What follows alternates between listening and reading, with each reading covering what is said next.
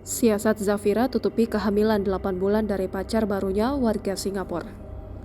Terungkap siasat Zafira selaku selebgram Semarang yang tutupi kehamilannya hingga berujung bunuh dan buang bayinya.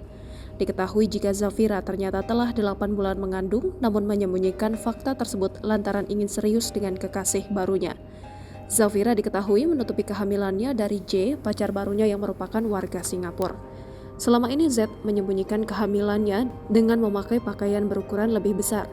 Hingga akhirnya Z menginap di hotel Street Legian Badung, Bali bersama pacar barunya dari Singapura.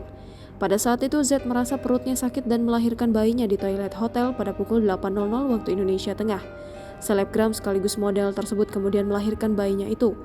Ia langsung memaksa agar janinnya masuk ke dalam toilet dan dihilangkan jejaknya dengan disiram air. Namun upayanya gagal sehingga Z menggunakan cara kejam lain.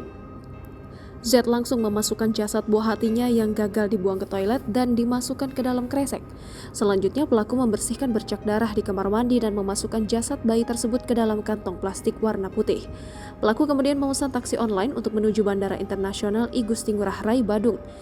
Z kemudian membuang kresek berisi jasad tersebut di drop zone 2 Terminal Domestik Bandara Internasional I Gusti Ngurah Rai pada Minggu 15 Oktober 2023. Namun aksinya terungkap setelah petugas kebersihan bandara menemukan jasad bayi lengkap dengan ari-ari dan tali pusar.